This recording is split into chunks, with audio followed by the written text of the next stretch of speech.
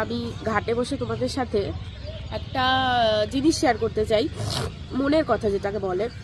আমার মনে হয় মানে এখন উচ্চ মাধ্যমিক পরীক্ষা চলছে, সবাই জানো আজকে উচ্চ মাধ্যমিক পরীক্ষার ইংলিশ এক্সাম ছিল। তো ইংলিশ এক্সামটা সবার ভালো হয়নি।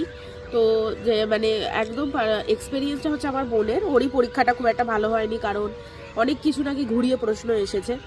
তো ওটা আমি ওকে যে কথাটা বোঝাচ্ছি সেটাই আমি তোমাদের সাথে শেয়ার করব। ব্যাপারটা হচ্ছে যে দেখো, কোনো সাবজেক্টকে বা কোনো লাইন নিয়ে পড়তে গেলে সেটাকে আগে তোমাকে ভালোবাসতে হবে। ভালোবাসাটা কেমন আমি একটু বোঝাচ্ছি। যে ভালোবাসাটা হচ্ছে, তুমি যেমন তোমার বয়ফ্রেন্ড বা গার্লফ্রেন্ডকে ভালোবাসো, তার সাথে যেমন তোমার সময় কাটাতে ভালো লাগে, কফি ডেটে যাও, বিরিয়ানি ডেটে যাও, চা খেতে যাও, ফুচকা খেতে যাও, তো সেই সাবজেক্টটার সাথে বা সেই প্রফেশনটার সাথেও তোমাকে ভালোবাসতে হবে, মানে তার সাথেও তোমাকে ডেটে যেতে হবে। এবার আমার সাবজেক্ট হচ্ছে ল।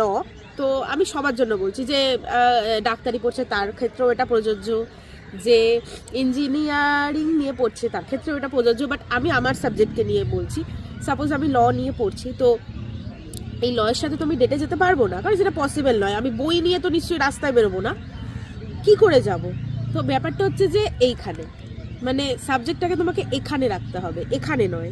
এখানে থাকলে তুমি ভুলে যাবে, মাইন্ডে না রেখে তোমাকে মনে রাখতে হবে, অর্থাৎ সেটার সাথেই তোমাকে ডেটে যেতে হবে।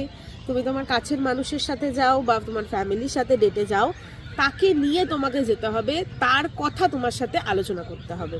তো এটাই হচ্ছে ভালোবাসা। আর সব প্রফেশনেই বা সব